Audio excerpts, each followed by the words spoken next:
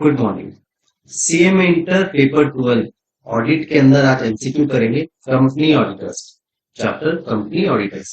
ध्यान से सुनिएगा, हर एक एमसीक्यू बहुत इंपॉर्टेंट है। आप बड़ा क्वेश्चन भी अटेम्प्ट ले पाएंगे एक दिन में। अच्छे से समझने की कोशिश कीजिएगा, पूरा सिंपल वे में समझ पाए। फर्स्ट एमसीक्यू ध्यान से सुनिएगा, who appoint first auditor of government company. Government company का फर्स्ट ऑडिटर कौन अपॉइंट करता है?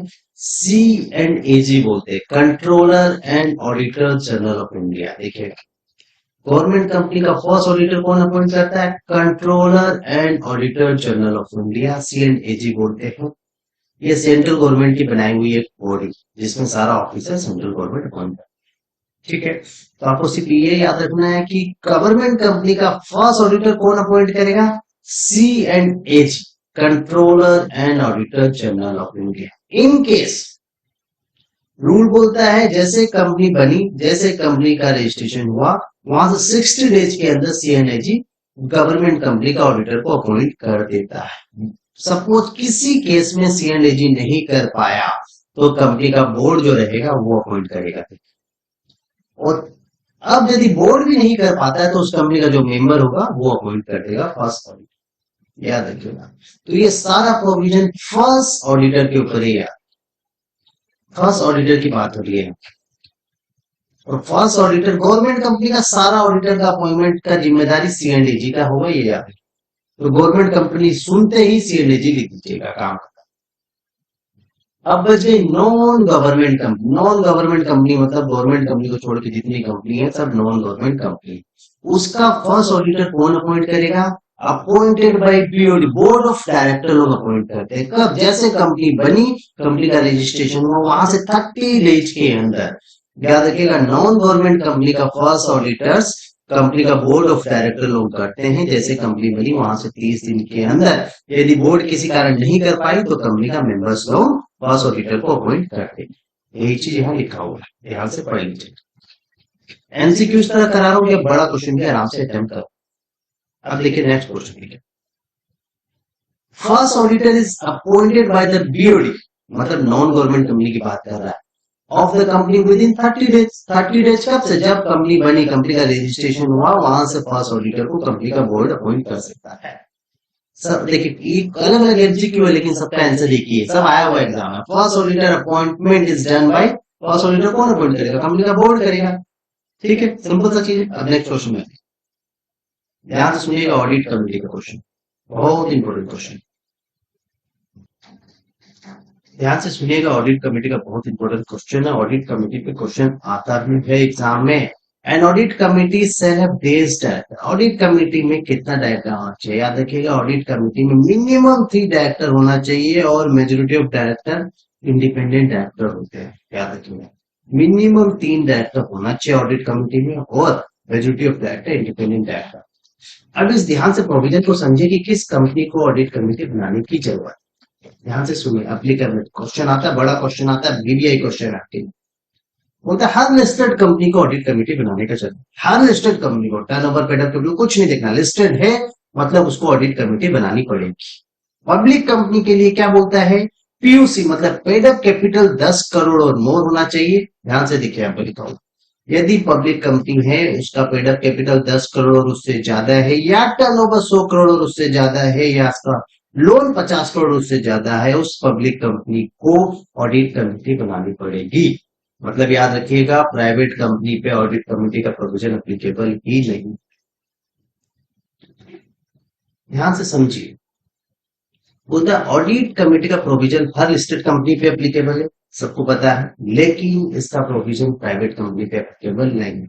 मतलब प्राइवेट कंपनी को ऑडिट कमेटी बनाने की दरकार है।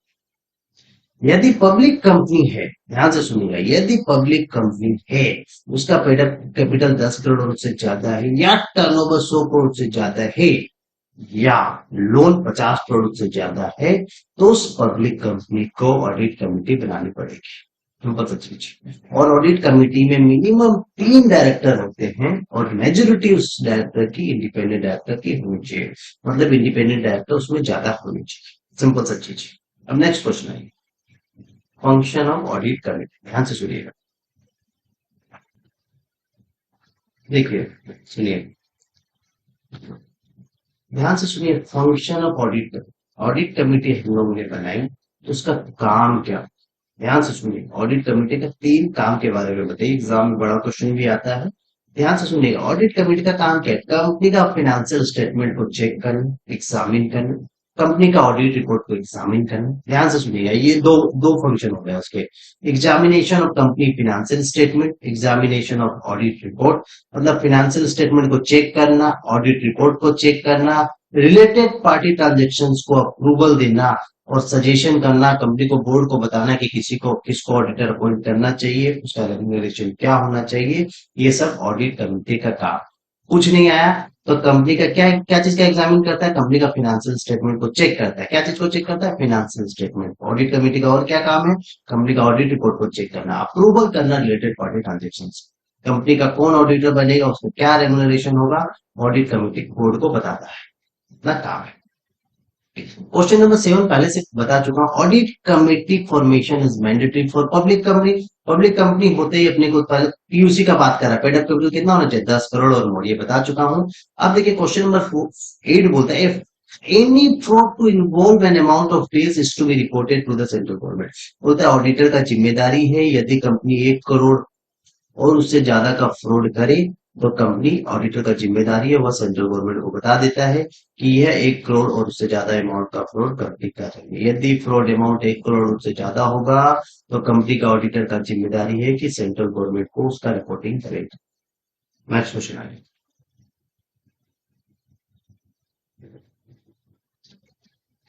ध्यान से सुनिएगा। The auditor shall have a right to be, ध्यान से सुनिएगा, बोलता है the auditor shall have a right to be heard at annual general meeting. मतलब एनुअल जनरल मीटिंग में क्या भी जो भी डिस्कशन हो रहा है, ऑडिटर को सुनने का राइट। मतलब एनुअल जनरल मीटिंग अटेंड करने का और एनुअल जनरल मीटिंग में सुनने का जो डिस्कशन हो रहा है उसका ऑडिटर का राइट, ऑडिटर अपना राइट भी यूज कर सकता है। यदि कंपनी ऑडिटर को एजीएम का नोटिस नहीं देती, एजीएम में नहीं बुलाती है, तो उसके लिए ऑडिटर कंप्लेन फाइल कर सकता है कंपनी के अगेंस्ट। तो और बोलना क्या चाहता है, देखिए ऑडिटर का अधिकार है एनुअल जनरल मीटिंग को अटेंड करने का, वही चीज बोल। Question number 10, while conducting audit of financial statement auditor need to comply with this। बोलता है जब ऑडिट कर रहा है, फाइनेंशियल स्टेटमेंट का ऑडिट का काम कर रहा है, तो ऑडिटर को ऑडिटिंग स्टैंडर्ड को फॉलो करना। जो अकाउंट्स का काम करता है उसको अकाउंटिंग स्टैंडर्ड फॉलो करना पड़ता है, जो ऑडिट का काम करेगा उसको ऑडिटिंग स्टैंडर्ड फॉलो करना। तो बोलता है जब ऑडिट और फाइनेंशियल स्टेटमेंट का ऑडिट हो रहा है तो ऑडिटर को अपना ऑडिटिंग स्टैंडर्ड्स जो बनाया हुआ है उसको फॉलो करना पड़ता है। सिंपल सा चीज। क्वेश्चन नंबर 11 और 12 देखिए, बहुत important question. Maximum term of firm as audit. देखिए दो प्रकार का ऑडिटर, एक इंडिविजुअल ऑडिटर होता है जिसको सोल प्रोप्राइटर बोलते हैं, एक फर्म होता है, एक पार्टनरशिप फर्म बोलते हैं या एलएलपी। यदि पार्टनरशिप फर्म रहा तो वो कंटिन्यू 2 टर्म तक एक कंपनी का ऑडिटर बन सकता है, मतलब 10 साल तक वो ऑडिटर बन सकता है। लेकिन एक इंडिविजुअल ऑडिटर रहा, सोल प्रोप्राइटर रहा, तो वो कंटिन्यू 5 साल तक ही ऑडिटर बन सकता है। उसके बाद वो कंटिन्यू नहीं कर सकता, उसको रिजाइन करना पड़ेगा, कंपनी को दूसरा ऑडिटर अपॉइंट करना पड़ेगा। तो फर्म के लिए लिमिट क्या है? 2 टर्म।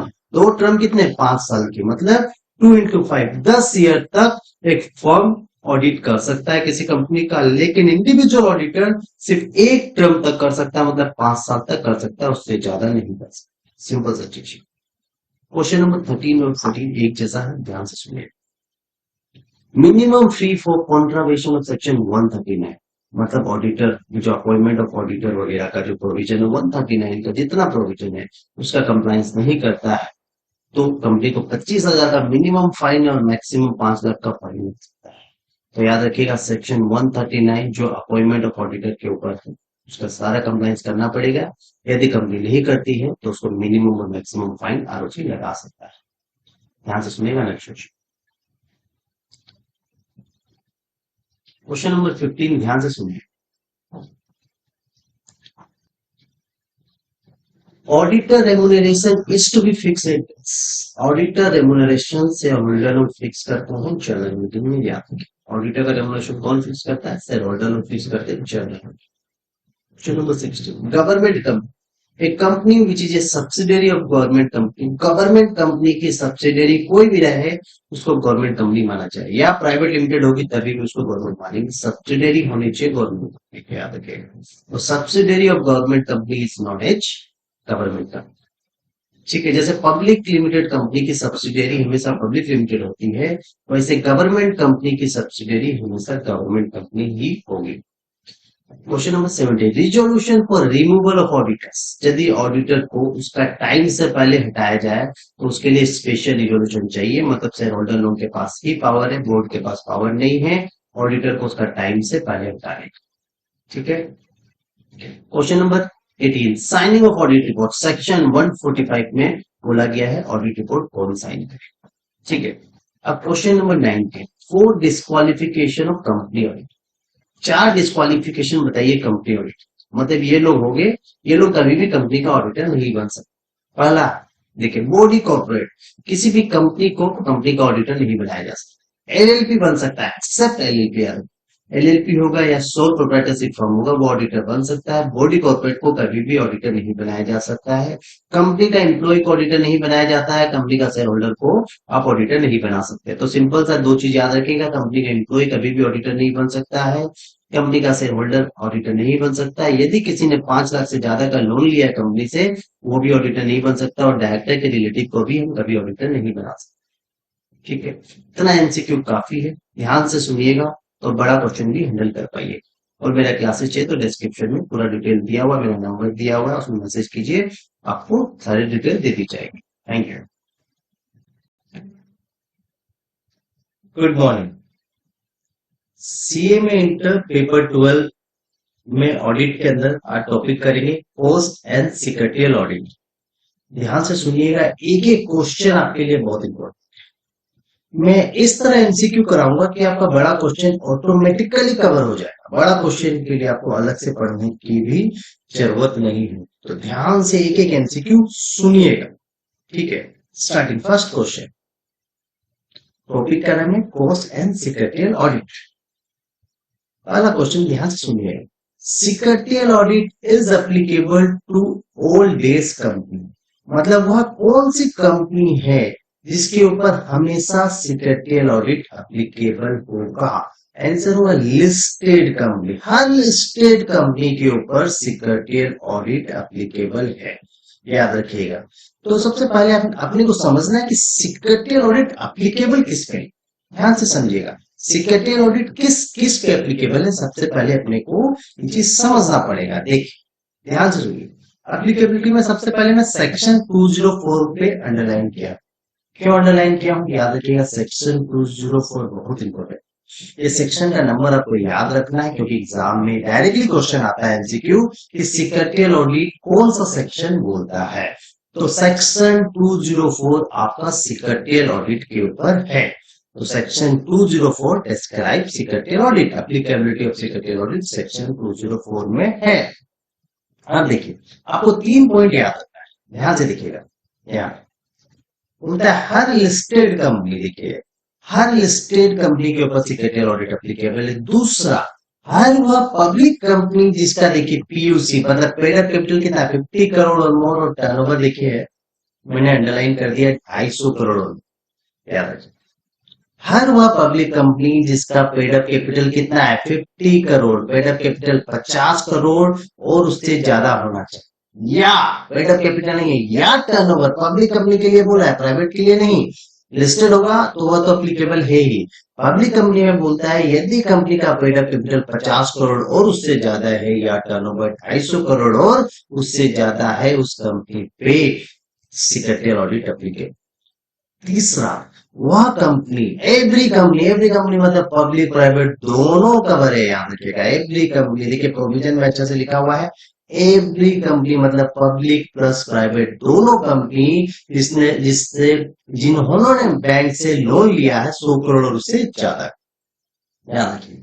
3 कंडीशन आपको याद रखना है। सिक्रेटरियल ऑडिट सेक्शन 204 में बोलता है वह अनलिस्टेड कंपनी पे एप्लीकेबल है। दूसरा, वह पब्लिक कंपनी जिसका कैपिटल 50 करोड़ और उससे ज्यादा है, या टर्नओवर 250 करोड़ और उससे ज्यादा है, या वह कंपनी जिसने 100 करोड़ और उससे ज्यादा का बैंक से लोन लिया। एवरी कंपनी, कोई भी कंपनी हो सकती है। तो आपको याद कैसे रखना है, देखिए कंपनी जनरली 3 प्रकार की होती है, या लिस्टेड कंपनी होगी, या पब्लिक कंपनी होगी, या प्राइवेट कंपनी होगी। पब्लिक लिस्टेड कंपनी के लिए एप्लीकेबल है, दिमाग नहीं लगाना है, कोई भी लिस्टेड कंपनी। दूसरा, पब्लिक कंपनी के लिए आपको 2 चीज चेक करना है, पेड अप कैपिटल 50 करोड़ उससे ज्यादा है, या टर्नओवर उसका ज्यादा किया है। प्राइवेट कंपनी के लिए चेक नहीं करना, प्राइवेट कंपनी में सिर्फ लोन चेक करना है। यदि लोन उसका 100 करोड़ से ज्यादा होगा तो उस पर सिक्योरिटी ऑडिट एप्लीकेबल होगा। तो एप्लीकेबिलिटी ऑफ सिक्योरिटी ऑडिट ये है, ठीक है। अब देखिए question number 2, security audit is done by this, ultimately security audit करेगा।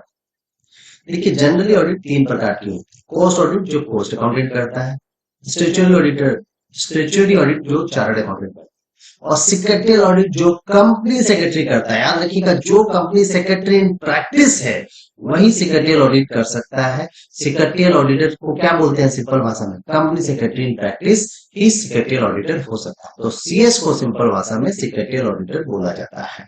तो देखिए क्वेश्चन ध्यान से सुनिएगा, क्वेश्चन नंबर 2 में लिखा secretarial audit is done by this company secretary in practice. 2 condition है यहाँ, कंपनी सेक्रेटरी होना चाहिए प्लस उसके पास सीपी होना चाहिए, सर्टिफिकेट ऑफ प्रैक्टिस होना चाहिए, तभी वो सिक्रेटरियल ऑडिट कर सकता है। याद रखिएगा, एक नोट मैंने दिया, एग्जाम में कभी कभी क्वेश्चन आता है, CS is also known as secretarial auditor. Secretarial auditor company secretary को भी बोलते हैं। तो एग्जाम में क्वेश्चन आया, secretarial audit can be done by this, secretarial auditor secretarial audit कर सकता है। एकदम सिंपल सा चीज। क्वेश्चन नंबर 3 देखिए, पहले करा चुका है, secretarial audit is cover under section dash, section 204। Secretarial audit क्या रहेगा, 204, सिंपल सा चीज। अब जाइए नेक्स्ट क्वेश्चन। अब देखिए, format of secretarial audit report is in this. Secretarial audit जब अपना कंपनी सेक्रेटरी सिक्रेटरियल ऑडिट कर लेगा तो अपना सिक्रेटरियल ऑडिट का रिपोर्ट फॉर्म MR3 में बना के देगा। याद रखिएगा, MR3 क्या होता है, कंपनी का डायरेक्टर रिपोर्ट के साथ अटैच होता है, और जब कंपनी अपना AOC4 एनुअल फाइलिंग करता है तो उसके साथ डिपार्टमेंट ऑफ ROC को जाता है। तो सिर्फ इतना याद रखना है, सिक्रेटरियल ऑडिट का फॉर्म MR3 होता है। याद रखिए। अब देखिए क्वेश्चन नंबर 5 जो मैंने पहले करा चुका, secretarial audit is applicable to public company having PUC। किस पब्लिक कंपनी का सिक्रेटरियल ऑडिट एप्लीकेबल है, जिस पब्लिक कंपनी का कैपिटल कितना है, 50 करोड़ और मोर है, बस वही लिखना है। Question number 6, secretarial audit is applicable to public company having turnover. Public company का टर्नओवर कितना होना चाहिए, 250 करोड़ से ज्यादा होगा तो वह पब्लिक कंपनी पे सिक्रेटरियल ऑडिट एप्लीकेबल है। Question number 7, penalty for non compliance of section 204। मतलब मेरी कंपनी पर सिक्रेटरियल ऑडिट एप्लीकेबल थी और मैंने सिक्रेटरियल ऑडिट नहीं कराया तो पेनल्टी 2 लाख रुपए तक का फाइन लग जाएगा। याद रख, 2 लाख का फाइन है। अब आ जाता है नेक्स्ट, कॉज ऑडिट। ध्यान से सुनिएगा,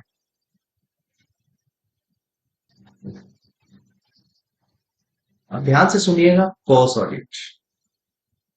cost audit is cover under section days of the company.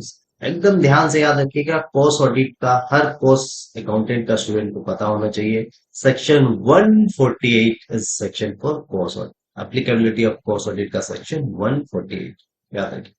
अब देखिए, अपने को समझना है कि किस कंपनी पे कॉस्ट ऑडिट एप्लीकेबल। 2 सेक्टर है, एक होता है रेगुलेटेड सेक्टर, एक होता है नॉन रेगुलेटेड सेक्टर। ध्यान से देखिएगा, रेगुलेटेड सेक्टर और non regulated sector. Regulated sector में बोलना चाहता है like telecommunication, petroleum, sugar, drugs etcetera, ये सब रेगुलेटेड सेक्टर है। नॉन रेगुलेटेड सेक्टर हो गया T, coffee etcetera. Regulated sector में बोलता है जितना माल बेच रहे हो ना, टोटल प्रोडक्ट का टीओ मतलब टर्नओवर 50 करोड़ और उससे ज्यादा होना चाहिए। मतलब शुगर, ड्रग्स, 50 चीज हम बेच रहे हैं तो सबका मिलाकर टर्नओवर 50 करोड़, सारा प्रोडक्ट का टर्नओवर 50 करोड़ और उससे ज्यादा होना चाहिए। और एक इंडिविजुअल प्रोडक्ट का, चीनी का टर्नओवर सिर्फ 25 करोड़ से ज्यादा हो। तो मिनिमम 25 करोड़ होना चाहिए, एक इंडिविजुअल प्रोडक्ट का टर्नओवर कम से कम 25 करोड़ होना चाहिए और टोटल प्रोडक्ट का टर्नओवर 50 करोड़ से ज्यादा। ध्यान से सुनिए, बहुत इंपॉर्टेंट, ध्यान से सुनिए। कॉस्ट ऑडिट का एप्लीकेबिलिटी बता रहे हैं। रेगुलेटेड सेक्टर में टोटल प्रोडक्ट का टर्नओवर 50 करोड़ से ज्यादा होना चाहिए, प्लस और नहीं होगा। और दूसरा कंडीशन है एक इंडिविजुअल प्रोडक्ट का मिनिमम टर्नओवर 25 करोड़ होना चाहिए। दोनों कंडीशन मस्ट बी सेटिस्फाइड होगा तो कॉस्ट ऑडिट उस रेगुलेटेड सेक्टर पे एप्लीकेबल हो जाएगी। नॉन रेगुलेटेड सेक्टर के लिए बोलता है टोटल प्रोडक्ट का टर्नओवर 100 करोड़ से ज्यादा होना चाहिए, प्लस प्लस प्लस है, याद रखिएगा, और नहीं है, ये एंड है। और इंडिविजुअल प्रोडक्ट का टर्नओवर कम से कम 35 करोड़ होना चाहिए।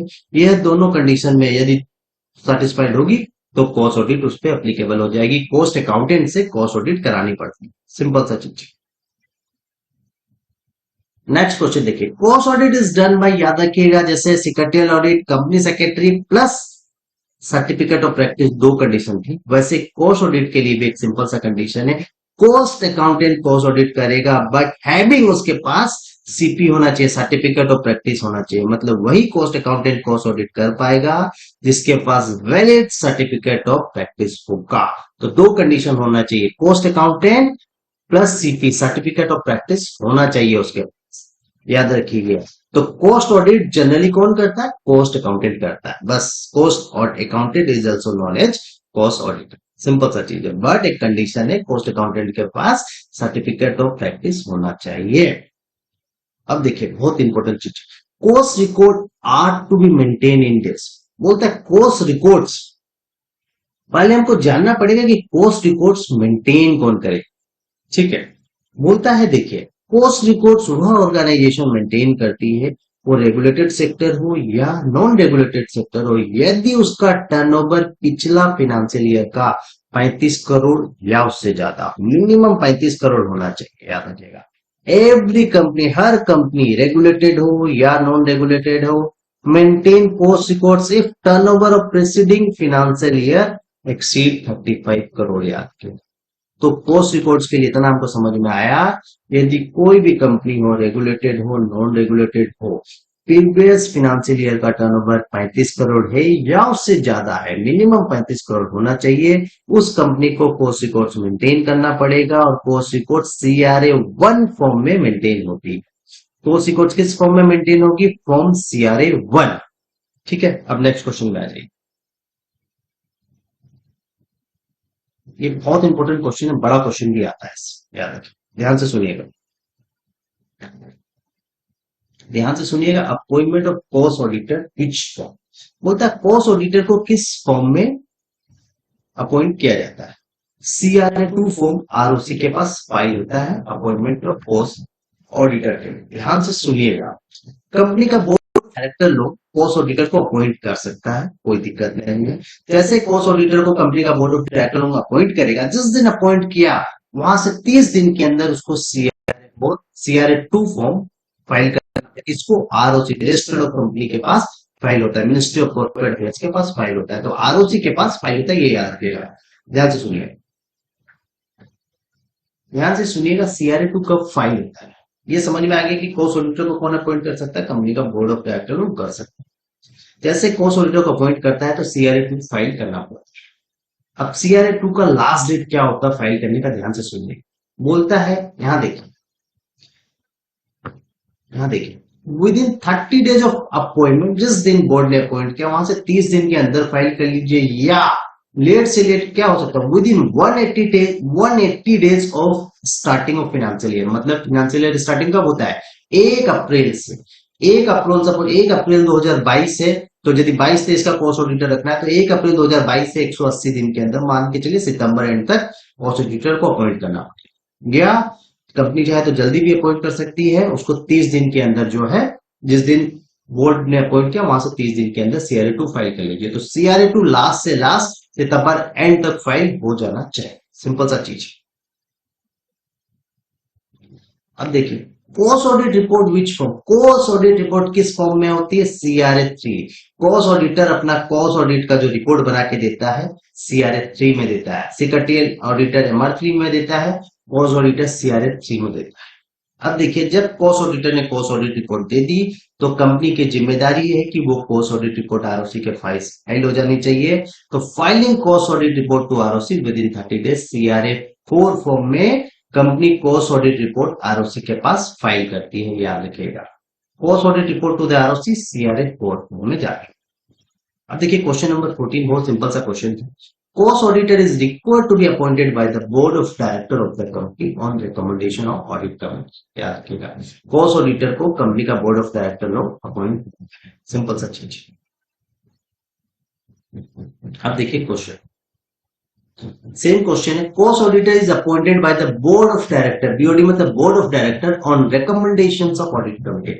ऑडिट कमिटी रिकमेंडेशन दे सकती है, सजेशन दे सकती है कि किसको कॉस्ट ऑडिटर बनाया जाए, लेकिन एट द एंड कंपनी का बीओडी बोर्ड ऑफ डायरेक्टर लोग ही कॉस्ट ऑडिटर को अपॉइंट करेगा। ध्यान से सुनिएगा, cost audit is mandatory only when specific order is issued by the central government. Suppose किसी कंपनी का टर्नओवर का क्राइटेरिया मीट नहीं हुआ, लेकिन सेंट्रल गवर्नमेंट स्पेसिफिक ऑर्डर देके उसका कॉस्ट ऑडिट करा सकती है। तो याद रखिए, cost audit is mandatory only when specific order issued by the central government. Central government के पास पावर है, किसी भी कंपनी का कॉस्ट ऑडिट करा सकती है यदि उसको लगेगा कि कंपनी कुछ झोलझाल कर रही है, कुछ गड़बड़ कर रही है। तो याद रखिएगा, उसके पास स्पेसिफिक पावर है, टर्नओवर नहीं है, तभी भी कॉस्ट ऑडिट करा सकती है। क्वेश्चन नंबर 18, ध्यान से सुनिए। Cost audit report is submitted to the central government within 30 days. याद रखिएगा, जब कॉस्ट ऑडिटर सीआरए 3 फॉर्म में कॉस्ट ऑडिट रिपोर्ट कंपनी को देता है, तो कंपनी सीआरए 4 फॉर्म में वह कॉस्ट ऑडिट रिपोर्ट 30 डेज के अंदर फाइल करती है। बहुत सिंपल सा। एक लास्ट क्वेश्चन, कॉस्ट ऑडिट कौन सा सेक्शन में कवर है? सेक्शन 148। बस इतना क्वेश्चन देख लीजिएगा, बड़ा छोटा सा क्वेश्चन आप हैंडल कर पाइएगा इस चैप्टर में। और मेरा नोट चाहिए तो डिस्क्रिप्शन में मेरा डिटेल दिया हुआ है, आप उसमें मैसेज कीजिए, फोन नंबर दिया, आपको सब कुछ दी जाएगी। Thank you.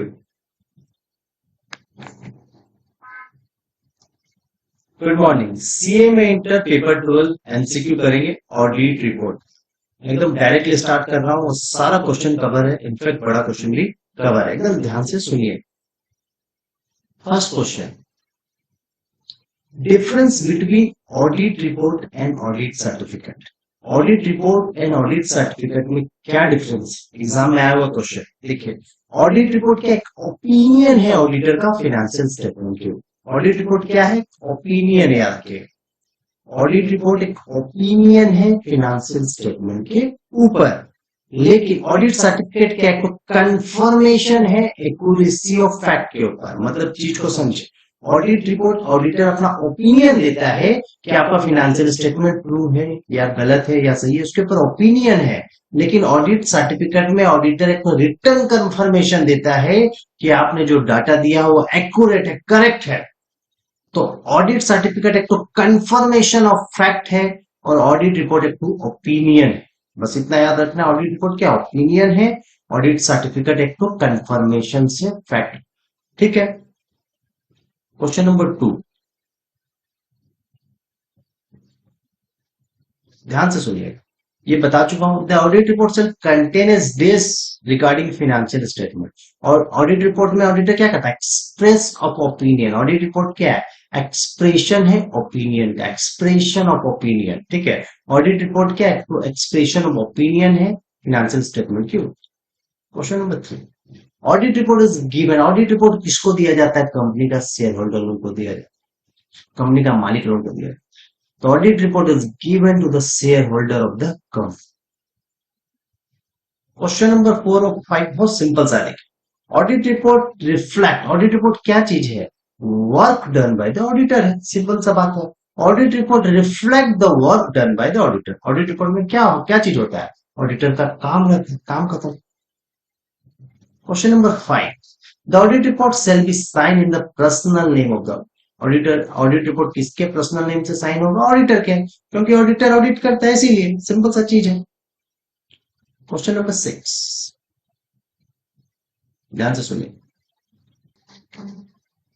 Question number 6, A report is statement of collected and considered fact. Simple सा चीज। क्वेश्चन नंबर 7, ये बहुत इंपॉर्टेंट क्वेश्चन है, VVVI क्वेश्चन, ध्यान से सुनिए। Difference between adverse report and qualified. Adverse report and qualified report के बीच डिफरेंस क्या है? एडवर्स रिपोर्ट ही एडवर्स रिपोर्ट का दूसरा नाम है नेगेटिव रिपोर्ट। नाम से समझ में आ रहा है, नेगेटिव रिपोर्ट है मतलब ऑडिटर आपका फाइनेंशियल स्टेटमेंट का जो आपने प्रेजेंटेशन किया है उसके साथ सहमत नहीं है। Financial statement is not present true and fair. तो एडवर्स रिपोर्ट को नेगेटिव रिपोर्ट बोलते हैं। और एडवर्स रिपोर्ट मतलब क्या देखिए, ऑडिटर क्या बोल रहा है, financial statement is not present true and fair. Financial statement आपका सही नहीं, सिंपल सा भाषा में फाइनेंशियल स्टेटमेंट गलत होगा तो ऑडिटर एडवर्स रिपोर्ट या नेगेटिव रिपोर्ट देते। और क्वालिफाई रिपोर्ट क्या होता है कि फाइनेंशियल स्टेटमेंट आपका सही है, बस छोटा मोटा जो इग्नोरेबल गलती है वो है। समझ में आया, जो गलती को इग्नोर किया जाता है वो गलती है, छोटा मोटा है, मतलब 7 दिन का पेमेंट आपने 10 दिन में कर दिया, छोटा मोटा। समझ में आया, फाइनेंशियल स्टेटमेंट एकदम गलत है उस समय ऑडिटर एडवर्स और नेगेटिव रिपोर्ट को इशू कर देगा। लेकिन आपका फाइनेंशियल स्टेटमेंट सही है, छोटा मोटा गलती है जो इग्नोर किया जा सकता है, उसको बोलते हैं क्वालिफाइड। ठीक है, आगे देखिए,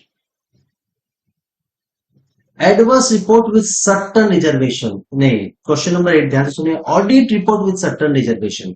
उस ऑडिट रिपोर्ट को क्या बोलते हैं जिसमें ऑडिटर कुछ रिजर्वेशन करता है लेकिन audit report true and fair view रहता है फाइनेंशियल स्टेटमेंट, उसको बोलते हैं क्वालिफाई रिपोर्ट, जो मैंने आपको ऊपर बताया है। देखिए, qualify report, financial statement true and fair view है सब्जेक्ट टू सर्टेन रिजर्वेशंस, इसको क्वालिफाई रिपोर्ट। नेगेटिव रिपोर्ट मतलब क्या होता है कि फाइनेंशियल स्टेटमेंट का जो प्रेजेंटेशन मैनेजमेंट ने किया है उसके साथ ऑडिटर सहमत नहीं, does not agree, auditor does not agree with the affirmations made by the management. Management ने फाइनेंशियल स्टेटमेंट में जो प्रेजेंटेशन किया है उसके साथ सहमत नहीं है ऑडिटर, ऑडिटर के हिसाब से financial statement true and fair नहीं है, उसी को नेगेटिव रिपोर्ट बोलेंगे। Question number 10, violation of section 143(12) implies a fine of minimum 1 lakh. ध्यान से सुनिए, क्वेश्चन नंबर 10 को ध्यान से सुनिएगा, सेक्शन 143 सबसेक्शन 12 की बात है। सेक्शन ये बोलता है कि ऑडिटर्स का ड्यूटी है, यदि क्लाइंट कोई फ्रॉड वगैरह करता है तो सेंट्रल गवर्नमेंट को बताए। यदि 1 करोड़ से ज्यादा फ्रॉड का अमाउंट होगा तो ऑडिटर का ड्यूटी होता है वो सेंट्रल गवर्नमेंट को बताए। यदि ऑडिटर अपना ड्यूटी नहीं निभाता है तो उसको 1 लाख रुपए तक का फाइन लग जाएगा, वही चीज बोल रहा है। Question number 11, disclaimer of opinion. Disclaimer of opinion मतलब ऑडिटर्स को क्लाइंट ने प्रॉपर बुक्स ऑफ अकाउंट नहीं दिया जिसके कारण वो ऑडिट नहीं कर पा रहा है, अपना अपना ओपिनियन नहीं एक्सप्रेस कर पा रहा है। Unable to form overall opinion on financial statement. Suppose bank ledger check कर रहा है, बैंक स्टेटमेंट पूरा नहीं दिया तो पूरा इंफॉर्मेशन ऑडिटर को नहीं देंगे, तो ऑडिटर क्या करेगा, unable to form opinion on financial statement. Auditor अपना फाइनेंशियल स्टेटमेंट के ऊपर ओपिनियन नहीं दे पाएगा, इसी को बोलते हैं disclaimer of opinion. Question number 12, question number 12, auditing standard 700 की बात हो रही है। तो ऑडिटिंग स्टैंडर्ड 700 क्या है, forming an opinion and reporting on financial statement. Financial statement के ऊपर ओपिनियन एंड रिपोर्टिंग को ही ऑडिटिंग स्टैंडर्ड 700 बोलते हैं। एक्सप्लेनेटरी नोट्स क्या होता है, to supplement a matter related to financial statement. Financial statement के साथ कोई अदर मतलब कोई मटेरियल इंफॉर्मेशन देना, चीज को समझिए। एक्सप्लेनेटरी नोट्स मतलब होता है कि एक एडिशनल इंफॉर्मेशन देना मेन इंफॉर्मेशन के साथ, मतलब फाइनेंशियल स्टेटमेंट से कुछ इंपॉर्टेंट मैटर होगा, एजीएम का नोटिस वगैरह होगा, कोई रिजोल्यूशन पास होगा, तो उसके साथ आप स्पेसिफिक एडिशनल इंफॉर्मेशन दे सकते। तो एक्सप्लेनेटरी नोट्स में यदि मैचिंग का आता है तो आप ये लिखेगा to supplement a matter related to financial statement. Question number 14 ध्यान से सुनिएगा, CARO order 2016 is applicable to NBFC company और बैंकिंग कंपनी। याद रखिएगा, कारो एनबीएफसी कंपनी पे एप्लीकेबल नहीं होता, banking company NBFC company. The meeting of audit committee should be, audit committee का साल में 4 मीटिंग होता है और ऑडिट कमिटी में मिनिमम 3 डायरेक्टर होते हैं और majority of director independent director. Question number 17, nomination and remuneration committee में मिनिमम 3 डायरेक्टर होते हैं। ठीक है, आगे देखिए, the audit report is the final product of audit. Audit report क्या, ऑडिट का फाइनल प्रोडक्ट है, सिंपल सा चीज है। The day shall act as the secretary of the audit committee. Company secretary as a secretary, audit committee का secretary कौन होता है, कंपनी का company secretary. Question number 20 very very very important है, ध्यान से सुनिए। एलिमेंट ऑफ ऑडिट रिपोर्ट, मतलब घुमा फिरा के ये बोलना चाहते हैं कि ऑडिट रिपोर्ट में क्या क्या होता है। ठीक है, सबसे पहले होता है टाइटल, मतलब हेडिंग होता है रिपोर्ट, समझ में आया, हेडिंग क्या होना चाहिए। दूसरा एड्रेस, किसको दिया जाएगा, टू द शेयर होल्डर को दिया जाएगा। इंट्रोडक्शन, कंपनी का इंट्रोडक्शन देगा। मैनेजमेंट का रेस्पॉन्सिबिलिटी बताएगा, ऑडिटर का रेस्पॉन्सिबिलिटी बताएगा। डेट, किस डेट पे रिपोर्ट दी जा रही है, किस प्लेस पे दी जा रही है, उसको साइन कौन कर रहा है, ऑडिटर साइन करेगा, वो रहेगा। तो title, heading of the report, address of the report, introduction para, management responsibility, auditor responsibility, date of report, place of report और ऑडिट। मेरा क्लास यदि चाहिए तो डिस्क्रिप्शन में पूरा डिटेल दिया हुआ, उसमें नंबर दिया हुआ, उसमें मैसेज कीजिए, आपको क्लास दे दी जाएगी। Thank you. Good morning. CMA inter paper 12, paper 12 audit में आज करेंगे हम लोग मिसलेनियस ऑडिट। ध्यान से सुनिएगा, एक एक क्वेश्चन बहुत इंपॉर्टेंट है, सारा एग्जाम में आया हुआ क्वेश्चन है, प्लस आप बड़े क्वेश्चन भी अटेम्प्ट ले पाओगे। ध्यान से सुनिए। क्वेश्चन नंबर 1 ये, और एट द एंड में ये बोलना चाहूंगा, यदि मेरा नोट्स वगैरह चाहिए, आपको क्लासेस चाहिए, तो डिस्क्रिप्शन में पूरी डिटेल दी हुई है। ठीक है, directly question 1, to difference between statutory audit and internal audit. Statutory audit and internal audit के बीच दो डिफरेंस बताइए। ध्यान से सुनिएगा, बहुत इंपॉर्टेंट, ध्यान से सुनिएगा। Difference between statutory audit and internal audit के बीच दो डिफरेंसेस बताइए। तो ध्यान से सुनिएगा, सबसे पहला डिफरेंस क्या है, देखिए स्टेचुअरी ऑडिटर को अपॉइंट कौन करता है, देखिए शेयर होल्डर। स्टेचुअरी ऑडिटर को अपॉइंट कौन करेगा, शेयर होल्डर। और निकाल कौन सकता है, शेयर होल्डर। याद रखिए, सिंपल सा चीज, सिंपल सा ये याद रखना, स्टेचुअरी ऑडिटर को अपॉइंट करता है कंपनी का share holder, the ultimate owner of the company, company का मालिक, और निकाल भी वही सकता है। बट इंटरनल ऑडिट को कंपनी का मैनेजमेंट, कंपनी का बोर्ड अपॉइंट कर सकता है। यार, इंटरनल ऑडिटर को BOD, board of directors, internal auditor को कंपनी का बोर्ड ऑफ डायरेक्टर लोग अपॉइंट करते हैं, और निकाल भी वही लोग सकते हैं। मतलब अपॉइंटमेंट और रिमूवल किसके हाथ में है, इंटरनल ऑडिटर का, बोर्ड ऑफ डायरेक्टर के हाथ। और एक पॉइंट और हो सकता है, स्टेचुअरी ऑडिटर का रेमुनरेशन कौन डिसाइड करेगा, यदि अपॉइंट कर रहा शेयर होल्डर तो रेमुनरेशन भी शेयर होल्डर ही डिसाइड करेगा। वैसे इंटरनल ऑडिटर का शेयर रेमुनरेशन कौन डिसाइड करेगा, ऑब्वियसली उसका बोर्ड। ठीक है, बहुत सिंपल क्वेश्चन था। क्वेश्चन नंबर 2 में आ जाइए, ध्यान से सुनिएगा, बहुत इंपॉर्टेंट क्वेश्चन है। 4.4 ऑडिट ऑफ हॉस्पिटल, बोलता हॉस्पिटल का ऑडिट आप करोगे तो आप क्या क्या चीज चेक करोगे, 4 पॉइंट बताइए। ये 4 पॉइंट मैंने ऐसी बनाई है कि कोई चीज का भी ऑडिट होगा तो ये 4 पॉइंट आता है, कोई चीज का भी ऑडिट। सिंपल सा चीज है, आपको 4 पॉइंट याद है।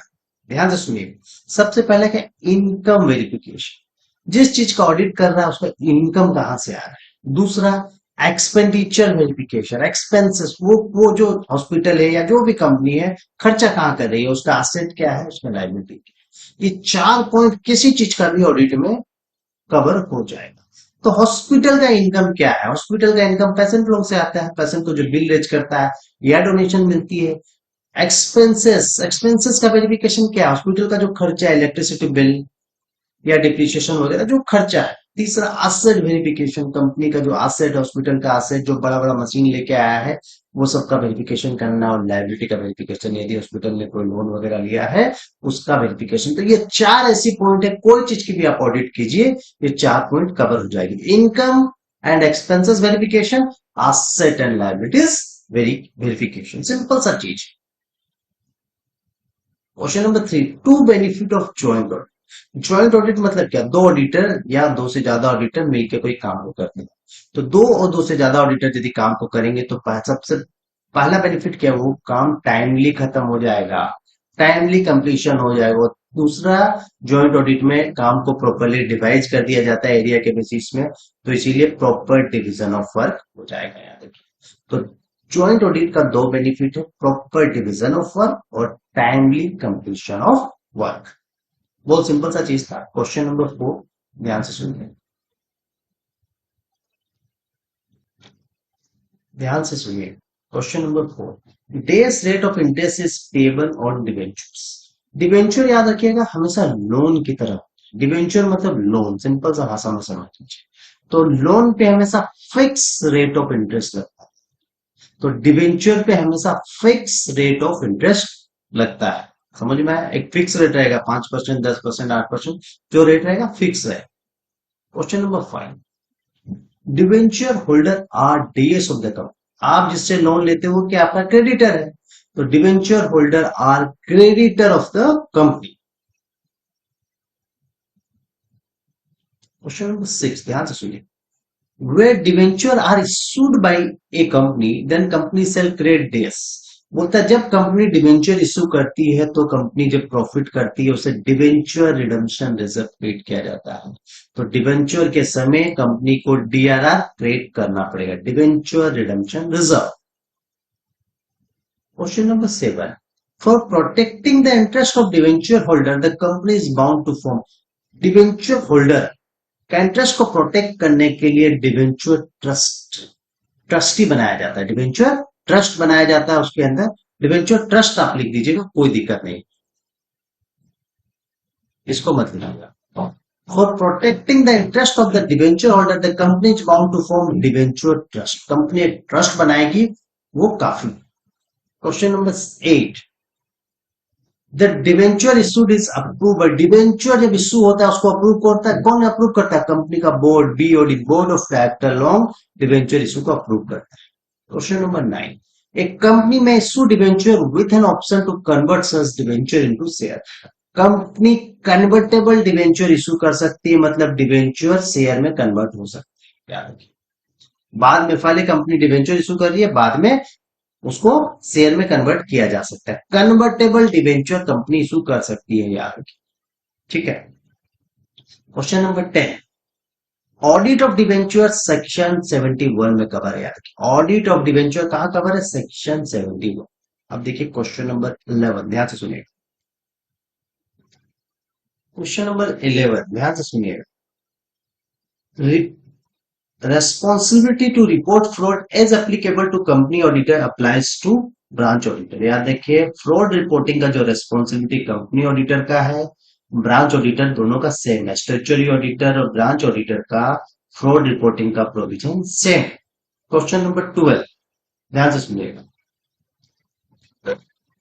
Declaration of dividend is cover under section 123। 123 में डिक्लेरेशन ऑफ डिविडेंड कवर है, ठीक है। आगे देखिए क्वेश्चन नंबर 13, ध्यान से सुनिएगा। Final dividend is declare in the annual general. Final dividend हमेशा एनुअल जनरल मीटिंग में डिक्लेयर, याद रखिए। दो टाइप का डिविडेंड होता है, interim dividend and final dividend. Final dividend हमेशा एजीएम में और इंटरिम डिविडेंड दो एजीएम के बीच, बस इतना याद रखिएगा। Question number 14, splitting of share shall be. Splitting of share को स्प्लिट कर रहे हैं, छोटा छोटा पार्ट में बांट रहे हैं, उसका ऑथराइजेशन आर्टिकल ऑफ एसोसिएशन में दिया रहता है, एओए में दिया रहता है। अब देखिए क्वेश्चन नंबर 15 को बता चुके हैं। Statutory auditor is appointed. Statutory auditor को अपॉइंट किया जाएगा शेयर होल्डर के द्वारा जनरल मीटिंग, याद रखिए। एनुअल जनरल मीटिंग में या एक्स्ट्राऑर्डिनरी जनरल मीटिंग में स्टैट्यूटरी ऑडिटर को अपॉइंट कौन कर सकता है? शेयर होल्डर कर सकता है। शेयर होल्डर का कौन सा मीटिंग होता है? एनुअल जनरल मीटिंग होगा या एक्स्ट्राऑर्डिनरी जनरल मीटिंग होगा, एजीएम या ईजीएम, याद रखिएगा। Statutory auditor can be remove. Statutory auditor को अपॉइंट कौन करता है? Share holder. तो रिमूव कौन कर सकता है? शेयर होल्डर लोग कर सकते हैं। Question number 17, internal auditor. Internal auditor को याद रखिएगा, अपॉइंट कौन करेगा? कंपनी का बोर्ड, बोर्ड ऑफ डायरेक्टर लोग इंटरनल ऑडिटर को अपॉइंट करते हैं और रिमूव भी, हटा भी वही लोग सकते हैं। इतना क्वेश्चन इस चैप्टर के लिए सफिशिएंट है। Thank you. मेरा नोट्स आपको चाहिएगा तो डिस्क्रिप्शन में डिटेल दिया हुआ है, और मेरा चैनल आपको अच्छा लगा तो मेरे चैनल को लाइक, शेयर एंड सब्सक्राइब जरूर कीजिएगा। Thank you. Good morning. CMA inter paper 12 में ऑडिटिंग का एमसीक्यू में चैप्टर 1 करा रहा है। ध्यान से सुनिएगा, एक एक एमसीक्यू आपके लिए बहुत इंपॉर्टेंट है, बहुत रेलिवेंट। प्लस आपका ये जो कराऊंगा मैं एमसीक्यू तो कवर ही होगा आपका, प्लस बड़े क्वेश्चन भी कवर होंगे। तो ध्यान से सुनिएगा, इस फॉर्म में मैं एमसीक्यू बनाया हूं कि बड़े क्वेश्चन ऑटोमेटिकली कवर हो जाएंगे। तो एक एक क्वेश्चन बहुत इंपॉर्टेंट एग्जाम में आया हुआ है, सारे बीबीआई क्वेश्चन। डायरेक्टली मैं स्टार्ट कर रहा हूं क्वेश्चन 1 से, objective of an audit. Audit का ऑब्जेक्टिव क्या होता है, ध्यान से सुनिए। ऑडिट का दो ऑब्जेक्टिव, एक होता है प्राइमरी ऑब्जेक्टिव और दूसरा होता है सेकेंडरी ऑब्जेक्टिव। प्राइमरी ऑब्जेक्टिव क्या बोलता है, ऑडिटर डिटरमाइन करेगा weather the financial statement present true और फेयर, क्या फिनेंशियल स्टेटमेंट ट्रू और फेयर व्यू प्रेजेंट कर रहा है। ध्यान से देखिएगा, weather the financial statement present true और फेयर, ध्यान से समझिएगा। ऑडिटर अपना व्यू देगा, अपना ओपिनियन देगा, क्या फिनेंशियल स्टेटमेंट जो आपने बनाया है, प्रेजेंट किया है, फिनेंशियल स्टेटमेंट में जो डाटा प्रेजेंट किया है वो ट्रू और फेयर है क्या। ठीक है, तो प्राइमरी ऑब्जेक्टिव ऑडिट का क्या है, वेदर द ऑडिटर को डिटरमाइन करना है फिनेंशियल स्टेटमेंट जो प्रेजेंट हो रहा है, जो डिस्प्ले हो रहा है फिनेंशियल स्टेटमेंट आपका, वो ट्रू और फेयर है क्या नहीं। ठीक है, दूसरा सेकेंडरी ऑब्जेक्टिव क्या ऑडिटर का, डिटेक्टिंग एरर्स और fraud in financial statement. Financial statement में जो गलती है, एरर एंड फ्रॉड को डिटेक्ट करना है। पहला है फिनेंशियल स्टेटमेंट का जो प्रेजेंटेशन है वो ट्रू और फेयर है क्या नहीं, दूसरा फिनेंशियल स्टेटमेंट में जो गलती है उसको निकालना। सिंपल सा क्वेश्चन था। अब क्वेश्चन नंबर 2 ध्यान से देखिएगा।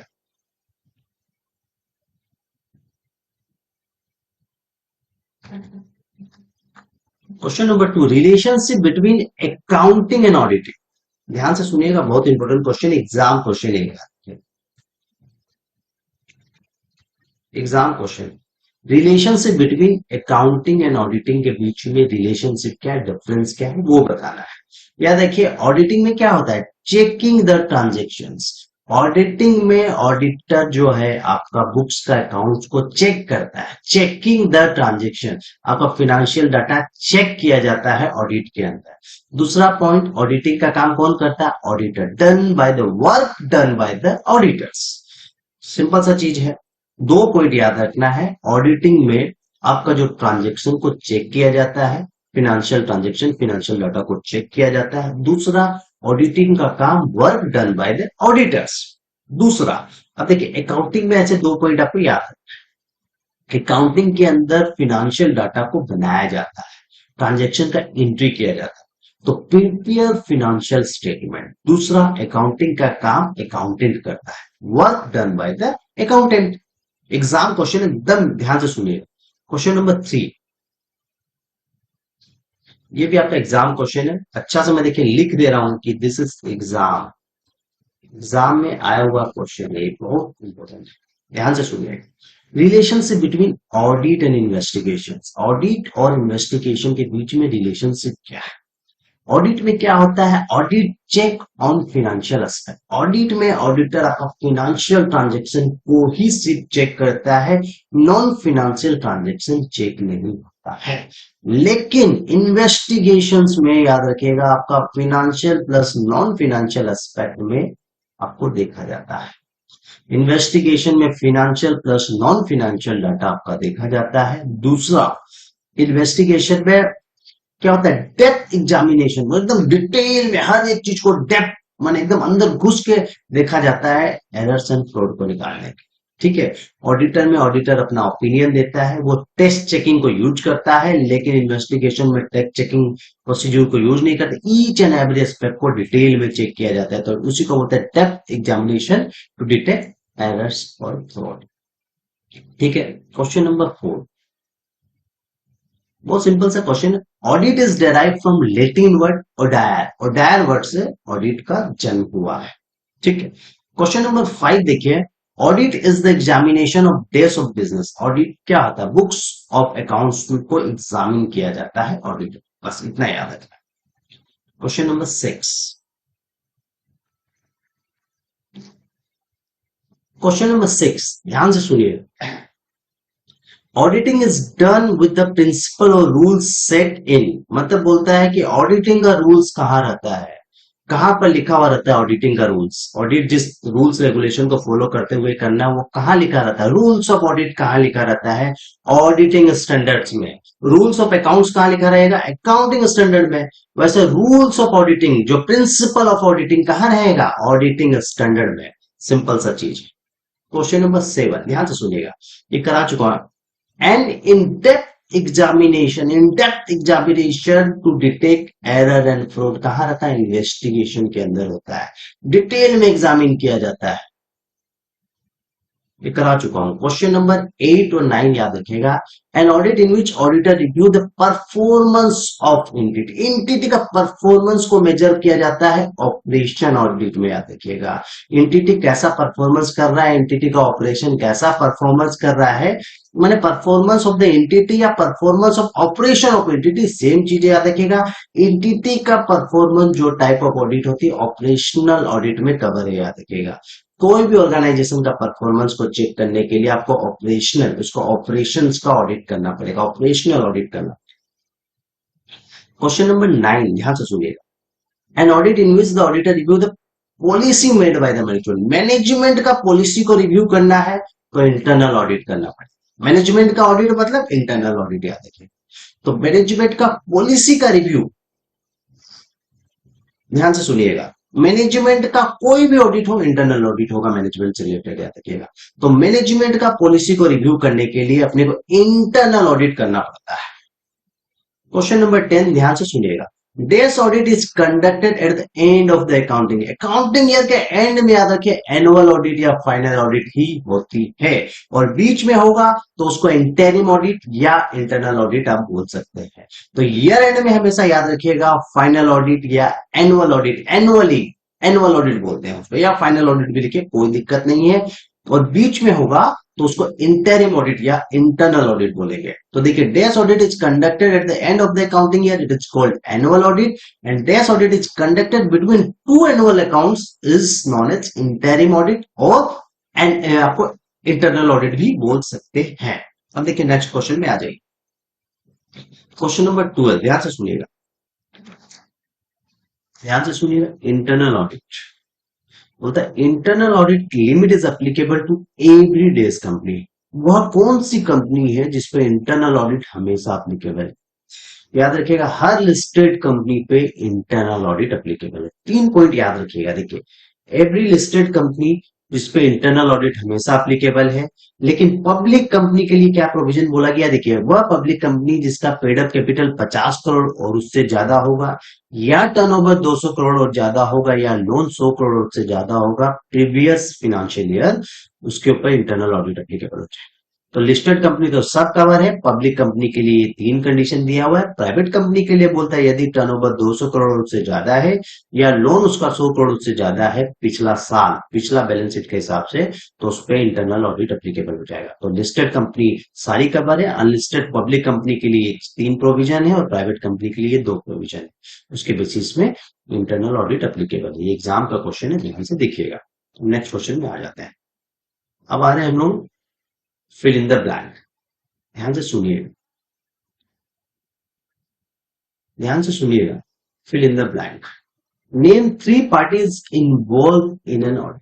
ऑडिट में 3 तो पार्टीज कौन कौन इन्वॉल्व होता है, ध्यान से सुनिएगा। एक तो होता है ऑडिटर जो ऑडिट करता है, एक होता है क्लाइंट जिसका ऑडिट किया जाता है, और एक होता है क्लाइंट का स्टाफ जो ऑडिटरों को मदद करता है, उसको बोलते हैं audit.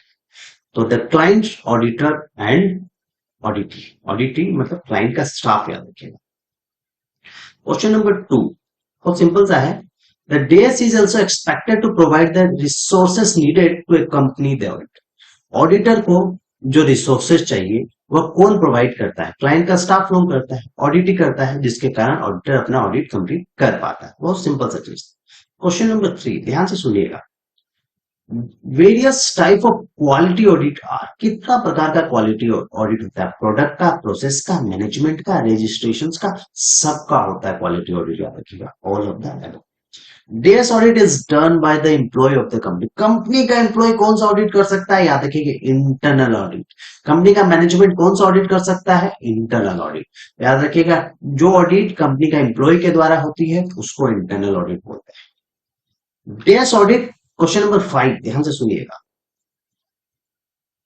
DS audit examine suitability and effectiveness of the system.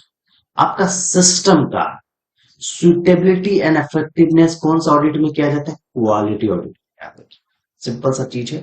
अब नेक्स्ट क्वेश्चन में आ रहे हैं।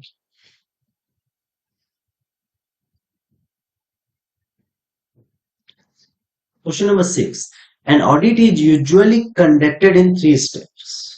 बोलता है ये सही है या नहीं आपको बताना है। बोलता है ऑडिट जनरली 3 स्टेप में होता है, एकदम सही है। सबसे पहला स्टेप क्या होता है, क्लाइंट के साथ मीट करना, मीटिंग करना। दूसरा स्टेप क्या है, ऑडिट का डॉक्यूमेंटेशन लेना। और तीसरा स्टेप क्या है, एग्जामिन करना, ऑडिट करना। 3 स्टेप काफी है याद। Question number 7, audit is a fact-finding process that compare actual result with specific standard and plan. Audit क्या होता है, एक फैक्ट फाइंडिंग प्रोसेस है जिसमें फैक्ट को निकाला जाता है, डिटरमाइन किया जाता है, एक्चुअल रिजल्ट को स्टैंडर्ड रिजल्ट, स्टैंडर्ड प्लान के साथ कंपेयर किया जाता है। ठीक है, अब आ जाइए नेक्स्ट में, ट्रू फॉल्स। ध्यान से सुनिएगा, ध्यान से सुनिएगा, ट्रू और फॉल्स एक बार सुनिएगा याद हो जाए। Quality audit should not highlight area of good practice. याद रखिएगा, क्वालिटी ऑडिट जो है हमेशा हाईलाइट करता है एरिया ऑफ गुड प्रैक्टिस। याद रखिए, quality audit always highlight. Quality audit नाम से समझ में आ रहा है, क्वालिटी है, हाईलाइट करेगा अच्छा प्रैक्टिस को, गुड प्रैक्टिस को। याद रखिएगा, तो quality audit always highlight area of good practice. An auditor is not insurer. याद रखिए, ऑडिटर कभी भी इंश्योरेंस का काम नहीं करता है, इसीलिए स्टेटमेंट सही है, ऑडिटर इंश्योरर नहीं है।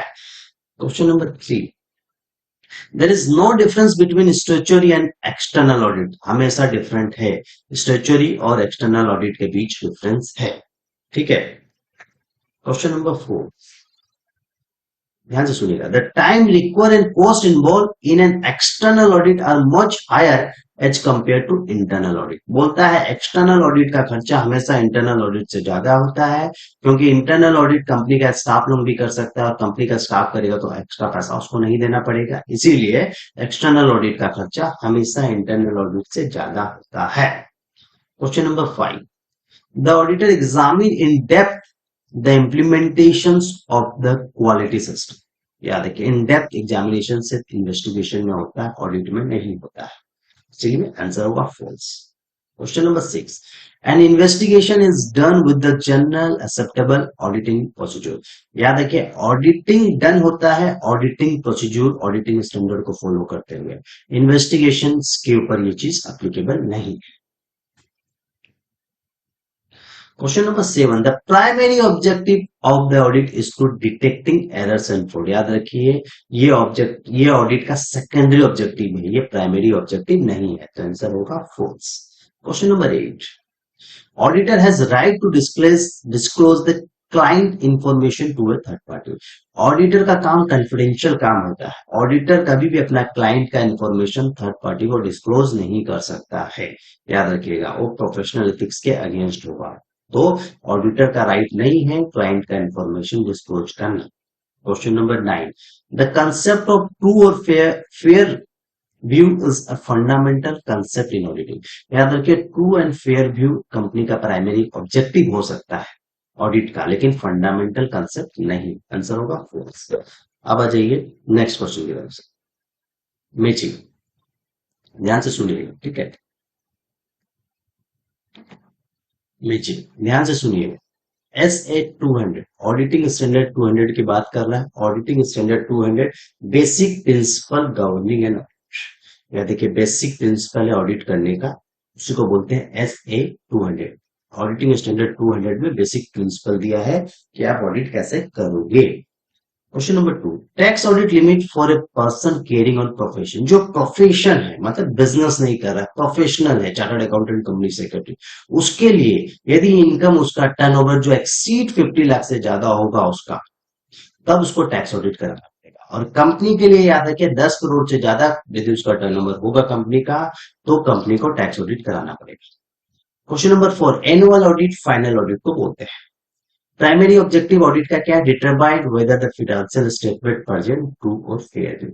फाइनेंशियल स्टेटमेंट आपका ट्रू और फेयर है क्या नहीं, वही प्राइमरी ऑब्जेक्टिव है audit. Question number 7, question number 7 ध्यान से देखिएगा, to ensure that the expenditure is made according to the limit. कौन सा ऑडिट में आप इंश्योर करते हैं कि एक्सपेंडिचर खर्चा के हिसाब से होना चाहिए, वो होगा provision of fund. Audit against provision of fund में हम लोग देखते हैं कि खर्चा उसके लिमिट के हिसाब से हो रहा है कि नहीं, याद रखिएगा। और question number 8, type of audit risk, तीन प्रकार का ऑडिट रिस्क होता है, inherent risk, control risk and detection risk, याद रखिएगा। यदि आपको मेरा क्लासेस चाहिए तो डिस्क्रिप्शन में पूरा डिटेल दिया हुआ है, उसमें नंबर है, वहां पर फोन कीजिए, आपको क्लासेस मिल जाएगी। ठीक है, thank you. Good morning. CMA inter paper 12 audit. Audit में आज हम लोग एमसीक्यू करेंगे चैप्टर 2 का, audit engagement and audit program. तो एकदम अच्छा से एमसीक्यू सुनिएगा, क्योंकि एमसीक्यू सुनने से आपको दो बेनिफिट होंगे। एक, एमसीक्यू सॉल्व कर पाएंगे, प्लस बड़ा क्वेश्चन भी आप सॉल्व कर पाएंगे। तो ध्यान से एक एक चीज को समझने की कोशिश करना है, समझना है, ईच एंड एवरी एस्पेक्ट को समझना है। ठीक है, क्वेश्चन नंबर 1, डायरेक्टली क्लास में आ रहा हूं। What it what is audit engagement letter? Audit engagement letter क्या होता है, ध्यान से सुनिएगा। जब ऑडिटर क्लाइंट का ऑडिट को एक्सेप्ट करता है, कंफर्म करता है क्लाइंट को कि हाँ हम आपका ऑडिटर बन गए हैं, हम आपका ऑडिट एक्सेप्ट करते हैं, तब ऑडिटर एक लेटर साइन करता है क्लाइंट के साथ, एक कंफर्मेशन लेटर। तो सिंपल भाषा में ऑडिट इंगेजमेंट लेटर क्या, कंफर्मेशन लेटर है जो ऑडिटर साइन करता है क्लाइंट के साथ। उस लेटर में क्या रहता है कि ऑडिट का मेरा ऑब्जेक्टिव क्या होगा, मेरा ऑडिट का स्कोप क्या होगा, वो सब चीज उसमें लिखा रहता है। तो ध्यान से देखिए क्या लिखा होगा, देखिए यहाँ पर पढ़िए। Audit engagement letter confirm acceptance of audit. देखिए पहला चीज क्या है, ये कंफर्म करता है कि मैंने आपका ऑडिट एक्सेप्ट कर लिया by auditors and its objective and scope. ठीक है, तो ऑडिट इंगेजमेंट लेटर एक कंफर्मेशन लेटर है ऑडिटर का, जिसमें ऑडिटर कंफर्म करता है कि मैंने आपका ऑडिट एक्सेप्ट कर लिया है। ठीक है, क्वेश्चन नंबर 2 ध्यान से सुनिए। क्वेश्चन नंबर 2 ध्यान से सुनिएगा। व्हाट इज ऑडिट प्रोग्राम और ऑडिट प्लान? ऑडिट प्रोग्राम और ऑडिट प्लान क्या होता है, देखिए जैसे क्लाइंट का ऑडिट का काम ऑडिटर एक्सेप्ट करता है, तो ऑडिटर एक तो डिटेल प्लान बनाता है कि क्या क्या काम करेगा, मतलब कैसे वाउचिंग वेरिफिकेशन जो ऑडिटर करेगा उसके लिए एक प्लानिंग बनाता है। तो सिंपल भाषा में ऑडिट प्रोग्राम क्या है, जैसे डिटेल प्रोग्राम, देखिए क्या क्या है, डिटेल प्रोग्राम है।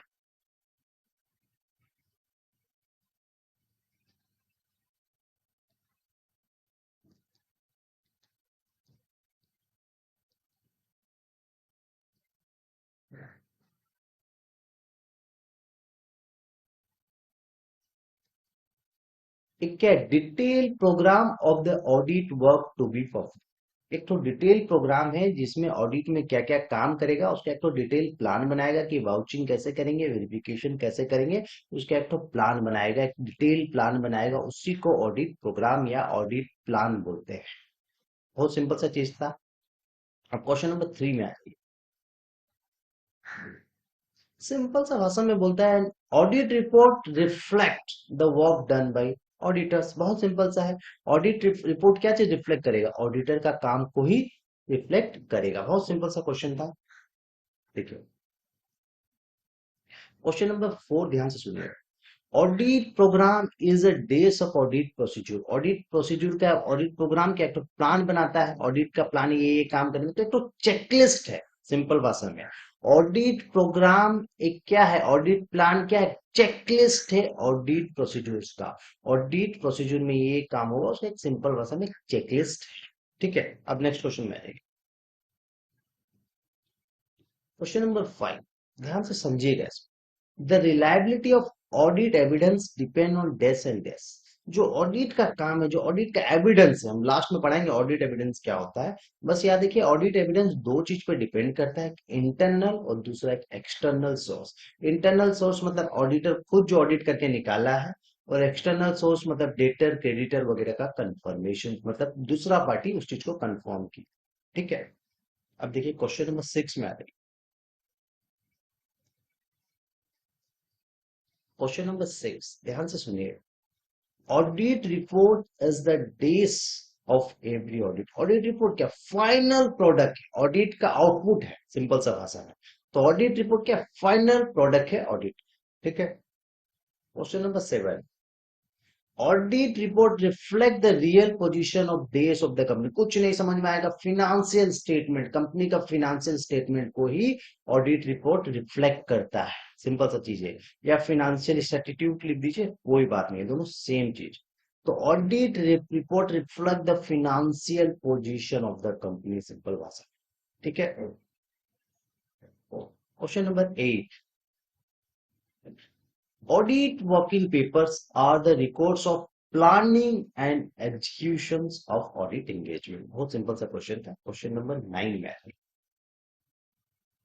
ऑडिट नोटबुक क्या एविडेंस टूल है ऑडिटर, याद रखिएगा। जो बाद में यदि ऑडिट रिपोर्ट में कुछ या किसी फाइनेंशियल स्टेटमेंट में कुछ चेंजेस करने बोलता है क्लाइंट, लेकिन ऑडिटर ने जो सही चेंज किया है उस चीज के लिए उसको प्रोटेक्ट करेगा, याद रखिएगा। तो ऑडिट नोटबुक क्या है, टू एविडेंशियल टूल है, माने सबूत है, सीधा सा बात है ऑडिटर के लिए। आपने कुछ चेंजेस करवाया है फाइनेंशियल स्टेटमेंट में या उसका रिपोर्टिंग में, तो उसके लिए एक एविडेंस है कि आप उसको बेसिस में आप अपने आप को जस्टिफाई कर सकते हो, अपने आप को डिफेंड कर सकते हो। तो सिंपल सा भाषा में audit notebook act as evidential tool. एक ऑडिट नोटबुक इज एविडेंस, याद रखिए। तो सिंपल सा भाषा में ऑडिट नोटबुक एक तो एविडेंशियल टूल है जो ऑडिटर को प्रोटेक्ट करता है फ्यूचर में कुछ चेंजेस होता है तो। क्वेश्चन नंबर 10 ध्यान से सुनिएगा, ऑडिट वर्किंग पेपर क्या हो। क्वेश्चन नंबर 10 ध्यान से सुनिएगा, what is audit working paper, exam का क्वेश्चन है ये, बहुत इंपॉर्टेंट, सिंपल सा भाषा में समझ लीजिए। ऑडिट वर्किंग पेपर में जो ऑडिट में जो जो काम होता है ना, उसको हम लोग नोटेट करते हैं, उसमें लिखते हैं। मतलब ऑडिट के लिए हम ये प्लानिंग किए, ये काम को एग्जीक्यूट किए, वो सब उसमें लिखा जाता है, सिंपल सा भाषा में। तो देखिए क्या लिखा हुआ है, audit working paper are the records of the planning, planning का रिकॉर्ड्स है, and executions of the audit, audit work का एग्जीक्यूशन में। सीधा सा बात है, ऑडिट में जो जो काम हम लोग करते हैं ऑडिट वर्किंग पेपर में लिख देते हैं, जैसे ऑडिट का प्लानिंग, ऑडिट का वर्क, सब चीज ऑडिट वर्किंग पेपर में आ जाता है। तो एग्जीक्यूशन ऑफ वर्क, ऑडिट में आपने जो काम किया वो लिखेंगे, उस काम के लिए जो प्लानिंग की वो लिखेंगे, तो वही सब ऑडिट वर्किंग पेपर है। दो प्रकार का ऑडिट वर्किंग पेपर होता है, याद रखिएगा। Two types of audit working paper, एक होता है परमानेंट ऑडिट फाइल एंड दूसरा होता है करेंट ऑडिट फाइल। ठीक है, क्या है एग्जाम्पल देखिए, नाम से समझ में आ रहा है वो चीज परमानेंट। देखिए एग्जाम्पल, देखिए example of permanent audit file, जैसे प्रीवियस ईयर का फिनेंशियल स्टेटमेंट या ऑडिट रिपोर्ट प्रीवियस ईयर का, उसको बोलते हैं फिना माने परमानेंट ऑडिट फाइल। और करेंट ऑडिट फाइल मतलब अभी का, इस पीरियड का। परमानेंट मतलब प्रीवियस पीरियड का, समझ लीजिए प्रीवियस ईयर का बैलेंस शीट एक्सेट्रा। देखिए करेंट ऑडिट फाइल मतलब करेंट ईयर का, इस साल का बैंक स्टेटमेंट एक्सेट्रा। ठीक है, अब ध्यान से सुनिए नेक्स्ट क्वेश्चन। क्वेश्चन नंबर 14 बहुत वीवीआई क्वेश्चन है आपके लिए, ध्यान से सुनिए। What is audit notebook, notebook मतलब सीधा सा मतलब एक डायरी जो ऑडिटर लोग मेंटेन करता है। It is a diary maintain by audit staff, सीधा सा बात है। ऑडिटर लोग एक डायरी मेंटेन करता है, ऑडिटर का स्टाफ लोग एक डायरी मेंटेन करता है, उसको नोटबुक बोलते हैं, जिसमें सारा डिटेल उन्होंने लिखता है, जो रेलिवेंट डिटेल लगता है। क्वेश्चन नंबर 15 देखिएगा, what is surprise check. Surprise check मतलब ऑडिटर मेरे यहाँ ऑडिट करने आ गया सरप्राइज देते हुए, मतलब बिना बताए। तो auditor visit the client place for carrying out audit without prior intimations, without prior informations. Auditor बिना इंफॉर्मेशन दिए सरप्राइज देने के लिए ऑडिट करने आ गया, ठीक है। जैसे क्लाइंट बोलता है कि मेरा स्टॉक हम हमेशा 10,000 कार्टून रखते हैं, बिना बताए वो चेक करने चले गया, देखा कि 2 ही कार्टून है, तो क्लाइंट झूठ बोल रहा है। पहले से बता के जाएगा तो क्लाइंट 10 कार्टून या 1,000 कार्टून वहां से रख देगा। तो इसी को इसीलिए ऑडिटर लोग सरप्राइज चेक करते हैं, ठीक है। इसको बोलते हैं सरप्राइज चेक या सरप्राइज ऑडिट। बिना बताए क्लाइंट के यहाँ जाना और सरप्राइज दे देना, सरप्राइज कर देना क्लाइंट, ठीक है। तो बिना बताए, बिना without prior information audit is known as surprise audit या सरप्राइज चेक। ये वर्ड याद रखिएगा, विदाउट प्रायर इंफॉर्मेशन या इंटीमेशन। क्वेश्चन नंबर 16 ये भी बहुत इंपॉर्टेंट है, what is audit evidence. It is a information और data collected by the auditor for conclude opinion on financial statement.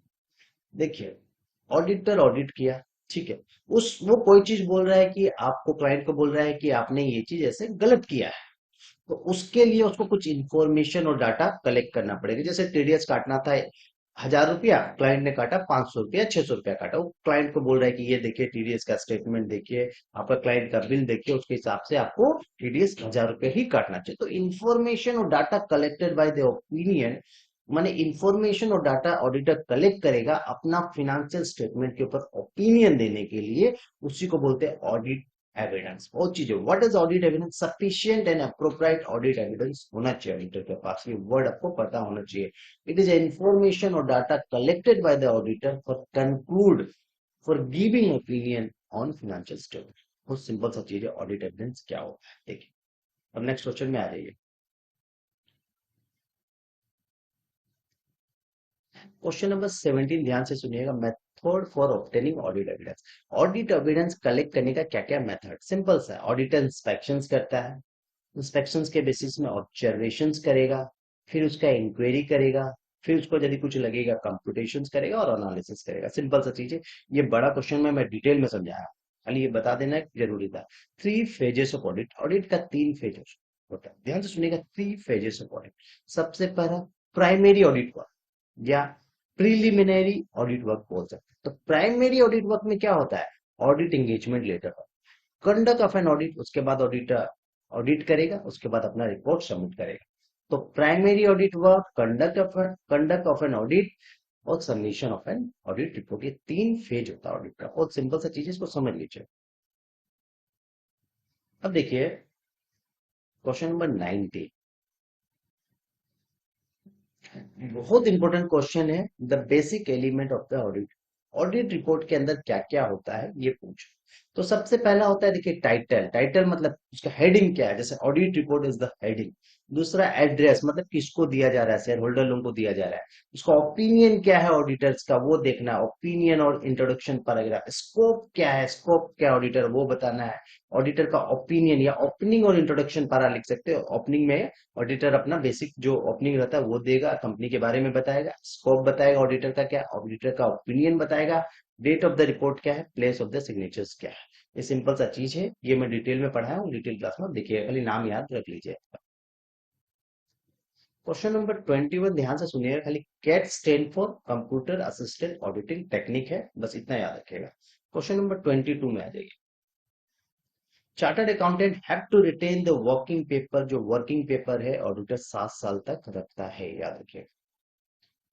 क्योंकि बुक्स ऑफ अकाउंट 8 साल तक का मिनिमम रखना पड़ता है कंपनीज एक्ट में, तो ऑडिटर को 7 साल वर्किंग पेपर रखना पड़ता है। क्वेश्चन नंबर 23, ऑडिटिंग स्टैंडर्ड 210 क्या चीज के ऊपर है? Agreeing the terms of an audit engagement, simple सा चीज। क्वेश्चन नंबर 24, ऑडिटिंग स्टैंडर्ड 230 क्या चीज के ऊपर है? ऑडिट डॉक्यूमेंटेशन के ऊपर है, याद रखें। क्वेश्चन नंबर 25, ऑडिटिंग स्टैंडर्ड्स 530, 530 के ऊपर है? ऑडिट सैंपलिंग के ऊपर है, याद रखें। Question number 26, auditing standard 300 audit planning के ऊपर है। क्वेश्चन नंबर 27 और 28 आप ध्यान से सुनिए। क्वेश्चन नंबर 27 और 28 देखिए मैं बता चुका हूं। Permanent audit file, permanent audit file क्या चीज के ऊपर है? Analysis of significant ratios and trend, जो प्रीवियस ईयर का होता है, जो परमानेंट होता है वही चीज होता है इसमें। करेंट ऑडिट फाइल मतलब करेंट ईयर का, जैसे ऑडिट प्रोग्राम, ठीक है। ये डिटेल में क्लास में बहुत अच्छा से एक्सप्लेन हुआ है, वहां पर समझिएगा। Question number 29, objective of an audit is to, देखिए ऑडिट का ऑब्जेक्टिव क्या है? ओपिनियन देना फिनेंशियल स्टेटमेंट के ऊपर, यही लिखा है। Objective of an audit is to formulate an overall opinion on financial statement. ये बेसिक क्वेश्चन है, जनरल नॉलेज का क्वेश्चन। अब ट्रू फॉल्स में आ जाइए, ध्यान से सुनिएगा, ध्यान से सुनिएगा। एमसीक्यू ट्रू और फॉल्स आपको बताना है। N audit report is the end product of the auditing, एकदम सही है, ट्रू है। स्टार्टिंग में क्वेश्चन बताया था, ऑडिट का आउटपुट क्या होता है? ऑडिटर का आउटपुट ऑडिट रिपोर्ट होता है। तो end product of the audit is known as audit. An audit engagement is the initial stage of the audit, याद रखिए ऑडिट का पहला स्टेज है ऑडिटर के साथ एक कंफर्मेशन लेटर बनाता, उसी को बोलते हैं ऑडिट एंगेजमेंट या ऑडिट एंगेजमेंट लेटर। याद रखिए ये पहला स्टेज है ऑडिट का। Question number 3, an audit program is a detail plan of the audit work, याद रखिए ऑडिट प्रोग्राम और ऑडिट प्लान एक ही चीज होता है, डिटेल प्लान रहता है कि ऑडिट में क्या क्या काम होगा। True. Question number 4, an audit notebook is a bound book in which a large variety of matter observed during the course of an audit are recorded। याद देखिए, ऑडिट नोटबुक में जितना काम किया जाता है सब नोटेट किया जाता है, उसी को बोलते हैं audit notebook. Question number 5, an audit notebook does not contain detail about the name of the KMP। Director लोगों का डिटेल ऑडिट नोटबुक में नहीं रहता है, गलत बात है, रहता है। याद रखिए, कंपनी का कौन कौन डायरेक्टर है अपने ऑडिट नोटबुक में डिटेल लिखते हैं कंपनी के बारे में। क्वेश्चन नंबर 6, एज पर ICI, ठीक है, auditor need to retain the working paper. कम से कम ऑडिटर को 7 साल वर्किंग पेपर रखना पड़ता है, यहाँ 5 साल बोल रहे, गलत है ये। An audit work reflect the work done by the audit. Work में किसका काम रिफ्लेक्ट करता है? ऑडिटर का काम रिफ्लेक्ट किया जाता है, यहाँ पर मैनेजमेंट का लिखा हुआ इसलिए गलत। N audit report should have a proper title. याद रखिए, ऑडिट रिपोर्ट का एक एलिमेंट है टाइटल ऑफ द रिपोर्ट, पहला एलिमेंट है, तो टाइटल नेसेसरी है, ट्रू है। In an audit report, the membership number of the chartered accountant is irrelevant। relevant है, बिना membership, CA का बिना membership दिए बिना और वो ऑडिट रिपोर्ट नहीं दे सकता। आजकल तो यूडिन नंबर भी जनरेट करना मैंडेटरी, याद रखिएगा। तो मेंबरशिप नंबर बहुत जरूरी है ऑडिट रिपोर्ट में। Question number 10, is reporting in audit report should comply with the requirement as made by the statutes। याद देखिए, लो का सारा स्टैट्यूट को कंप्लाई करता है, एकदम ट्रू है, सही है। अब देखिए नेक्स्ट में आ जाइए, एक छोटा सा मैचिंग का है, उसको ध्यान से सुनिएगा। आ जाइए, मैचिंग सुन लीजिए, MCQ मैचिंग दोनों आ जाता है आज का। Detail of audit work to be perform. Audit में क्या क्या काम करेंगे हम लोग, कहाँ लिखते हैं? ऑडिट प्रोग्राम में लिखा जाता है, सिंपल सा चीज है। Copy of management letter, copy of management letter याद रखिएगा, करेंट ऑडिट फाइल है। और analysis of significant ratios and trend, पहले बता चुका हूं, ये परमानेंट ऑडिट फाइल है। Detail about the name and organisation structure, audit notebook में लिखा जाता है, ऑर्गेनाइजेशन का नाम क्या, ऑर्गेनाइजेशन का डायरेक्टर क्या, उसका डिटेल याद रखेगा। प्रॉपर्टी ऑफ द ऑडिटर क्या, प्रॉपर्टी क्या ऑडिटर का, ऑडिट वर्किंग पेपर ही ऑडिटर का प्रॉपर्टी। एस है 300 क्या है, ऑडिट प्लानिंग, याद रखिए। ऑब्जेक्टिव ऑफ एन ऑडिट क्या, overall opinion on financial statement, याद रखिएगा। ये चैप्टर का MCQ खत्म हो गया है यहाँ, और MCQ में सारा चैप्टर वाइज बनाया हूँ, और सारा चैप्टर भी आपको शॉर्ट में समझाया गया है। आपको यदि मेरा क्लासेस चाहिए तो डिस्क्रिप्शन में पूरा डिटेल दिया हुआ है, और यदि मेरा क्लासेस अच्छा लगा तो मेरे चैनल को लाइक, शेयर एंड सब्सक्राइब जरूर कीजिएगा। Thank you. Good morning. CA में इंटर पेपर 12 ऑडिट MCQ कर रहे हैं chapter 3 internal check, internal control. अच्छा ध्यान से सुनिएगा, एक एक MCQ बहुत रेलिवेंट है, सब एग्जाम में आया हुआ है। What is internal control? ध्यान से सुनिएगा, इंटरनल कंट्रोल का मीनिंग क्या होता है समझिएगा। बोलता है कंपनी का ऑपरेशंस, कंपनी का काम को कंट्रोल करने के लिए, कंपनी का काम को कंट्रोल करने के लिए मैनेजमेंट क्या होता है, कुछ मेथड्स बनाता है कि कंपनी का काम प्रॉपर हो रहा है या नहीं होता, उसको चेक करने के लिए कुछ मेथड्स एंड प्रोसीड्यूर बनाता है मैनेजमेंट, उसी को बोलते हैं इंटरनल कंट्रोल। ध्यान से सुनिए, यहाँ पे क्या लिखा देखिए, मेथड्स, ध्यान से सुनिएगा, method and procedure adopted by the management to control operation of the company. याद रखिए, चीज को समझिए अच्छा से। सिंपल भाषा में मैनेजमेंट कुछ मेथड्स बनाता है कंपनी का ऑपरेशंस को कंट्रोल करने के लिए, उसी को इंटरनल कंट्रोल बोलते हैं। याद रखिए, method and procedure made by the management to control the operation of the company, simple सा चीज। क्वेश्चन नंबर 2 ध्यान से देखिए, व्हाट इज इंटरनल ऑडिट? ठीक है, एकदम याद रखिए, review overall internal control system, जो मैनेजमेंट ने इंटरनल कंट्रोल सिस्टम बनाया है कंपनी का ऑपरेशंस को कंट्रोल करने के लिए, उसको रिव्यू करने को ही इंटरनल ऑडिट बोलते हैं। इंटरनल ऑडिट मतलब रिव्यू इंटरनल कंट्रोल सिस्टम, बस इतना याद रखना है। क्वेश्चन नंबर 3 ध्यान से सुनिएगा, ध्यान से सुनिएगा, what is operation audit? Simple सा भाषा में एग्जामिनेशन, कंपनी का ऑपरेशंस को एग्जामिन करने को ही ऑपरेशन ऑडिट बोलना चाहिए, तो वही चीज लिखा है। Operation audit involve examinations of all the operations and activities of the, याद रखिए, examinations of all the operation of the entity is known as operation audit. ठीक है, अब नेक्स्ट में आ जाइए, याद देखिए, question number 4 objective of management audit. Simple भाषा में ऑब्जेक्टिव क्या होना चाहिए कि मैनेजमेंट को इस तरह से गाइड किया जाए कि वो अपना काम बहुत अच्छा से करे। यही ऑब्जेक्ट होना चाहिए मैनेजमेंट ऑडिट का, कि मैनेजमेंट को हम लोग गाइडेंस देंगे कि वो अपना काम बहुत अच्छा से करे, आउटपुट अच्छा होगा, अच्छा काम करेगा। तो इसी भाषा को लैंग्वेज में लिखा है, it's guide the management, it guides the management to manage the operation most effectively and productively। Management operation को बहुत बहुत माने इफेक्टिव तरीका से करेगा, बहुत प्रोडक्टिव तरीका से मैनेजमेंट अपना काम करेगा। वही ऑब्जेक्टिव है मैनेजमेंट ऑडिट का, कि मैनेजमेंट को गाइड किया जाता है कि अपना ऑपरेशंस को बहुत अच्छा से करे। Question number 5, what's environmental audit identify. Environmental audit का मेन पर्पस क्या होना चाहिए, कि कंपनी अपना इन्वायरमेंट का इन्वायरमेंटल कंप्लायंस किया क्या नहीं। इन्वायरमेंटल कंप्लायंस मतलब जो फैक्ट्री एरिया में जो जो लेबर लोगों के लिए जो जो किया जाता है इन्वायरमेंटल सेफ्टी के लिए, वो सबका कंप्लायंस किया क्या नहीं, इसका डिटेल में क्लास लिया गया, उसमें बताया गया है। तो environmental audit identify environmental compliance, environmental compliance हुआ क्या नहीं, मैनेजमेंट उस चीज, मैनेजमेंट को कुछ चीज इंप्लीमेंटेशन के लिए बोला गया, वो इंप्लीमेंट किया क्या नहीं। सिस्टम इन्वायरमेंटल प्रोटेक्शन के लिए कुछ इंप्लीमेंटेशन करना पड़ता है, उसको सिस्टम इंप्लीमेंटेशन बोलते हैं। तो environmental audit identify environmental compliance and management system implementation, याद रखिएगा। क्वेश्चन नंबर 6 और 7 बहुत कॉमन है। Internal check is a valuable part. Internal check क्या चीज का वैल्यूएबल पार्ट है, इंटरनल कंट्रोल का इंपॉर्टेंट पार्ट है इंटरनल चेक, याद रखिएगा। Internal check is an important part of an internal control, या internal check is a valuable part of the internal control. Vouching is said to be essence, main काम है audit का vouching, याद रखिए, इसीलिए उसको एसेंस ऑफ द ऑडिट बोलते हैं, याद रखिएगा। क्वेश्चन नंबर 8, ध्यान से सुनिएगा। क्वेश्चन नंबर 8 एकदम सिंपल से, एक बार सुन लेंगे तो आपको याद हो जाएगा।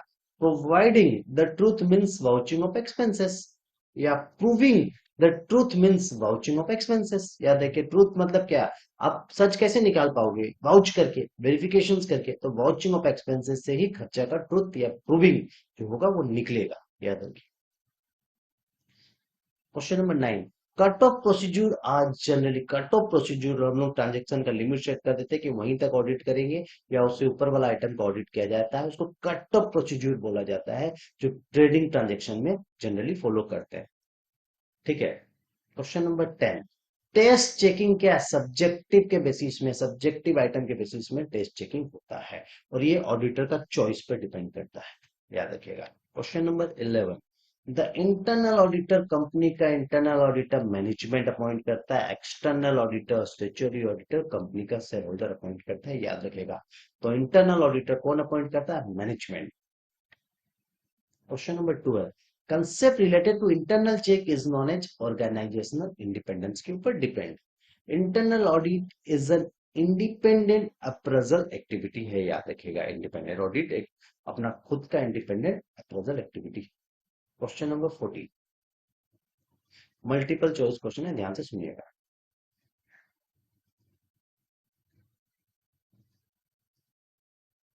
एमसीक्यू मल्टी चॉइस क्वेश्चन है, ध्यान से सुनिएगा।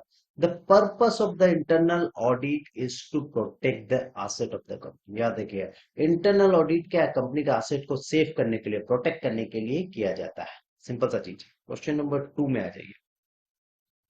The purpose of the internal audit is to detect the errors in, internal audit कहां पर गलती निकालता है, अकाउंटिंग रिकॉर्ड्स में कुछ गलती हुआ है तो उसको आइडेंटिफाई करता है internal audit. Obviously financial data दिया जाता है, फाइनेंशियल डाटा में अकाउंटिंग रिकॉर्ड्स में ही गलती निकाली जाती है, सिंपल सा चीज है। Question number 3, the purpose of the internal audit is to determine liability of the employ, याद देखिए, एम्प्लॉय का लायबिलिटी को निकालता है इंटरनल ऑडिट, याद रखिएगा। एसेट प्रोटेक्शन कहां होता है, इंटरनल ऑडिट में। एम्प्लॉय का लायबिलिटी कहां निकाला जाता है, इंटरनल ऑडिट में, याद रखिए। Question number 4, the asset protection is possible through internal audit, ये बता चुका हूं। Question number 5, the function of the internal audit is mean for death of staff, मतलब नीड ऑफ स्टाफ का जरूरत है या नहीं वो निकालता है। अब आ जाइए next question number 6। Question number 6 ध्यान से सुनिएगा, एक सिंपल सा चीज बोलता है, जो इफेक्टिवनेस है इंटरनल कंट्रोल सिस्टम का वो कौन डिटरमाइन करेगा, वो बोलता है ऑडिटर डिटरमाइन करेगा कि कहां तक इंटरनल कंट्रोल चेक करना चाहिए, वही चीज बोला है। क्वेश्चन नंबर 7, प्रोवाइडिंग या प्रूविंग, ध्यान से सुनिएगा, प्रूफिंग प्रूफिंग याद रखिएगा, या proving the truth means vouching of expenses, ये पहले करा चुका हूं मैं। ट्रूथ माने खर्चा प्रॉपर है या नहीं है, कैसे निकालेगा? खर्चा को बाउच करके निकाला जाता है, याद रखिए।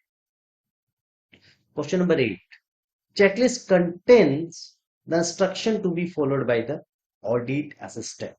Audit assistant लोग चेकलिस्ट में जो जो दिया रहता है उसको फॉलो करते हैं, बहुत सिंपल सा चीज। Question number 9, internal control questionnaires. Internal control का कुछ क्वेश्चनरीज बनता है, contain the question need to be followed. वो फॉलो कौन करेगा? कंपनी का एम्प्लॉय ऑफ द ऑर्गेनाइजेशन, याद रखिए। इंटरनल कंट्रोल क्वेश्चनरीज, जो इंटरनल कंट्रोल का जो क्वेश्चनरीज जो क्वेश्चन बनाया जाता है, contain the question need to be followed by the, उसको जवाब कौन देगा? कंपनी का स्टाफ देगा, सीधा सा बात है इंटरनल कंट्रोल क्वेश्चनरीज का, याद रखिएगा। क्वेश्चन नंबर एमसीक्यू देखिए, ट्रू एंड फॉल्स में आ जाइए। ट्रू फॉल्स एक बार सुन लीजिए पहले। Internal audit is an independent appraisal activity, एकदम सही है। इंटरनल ऑडिट एक तो अपना खुद का इंडिपेंडेंट एक्टिविटी है। Internal check and internal audit are same, दोनों अलग अलग है, याद रखिए। आंसर होगा false. Question number 3, internal auditor has a big role to play in preventing fraud. याद रखिए, इंटरनल ऑडिटर पूरा डीप में एग्जामिन करता है तो एक अच्छा रोल करता है। यदि कंपनी कोई फ्रॉड कर रहा है, कोई एम्प्लॉय कोई फ्रॉड कर रहा है, तो उसे निकाला जा सकता है।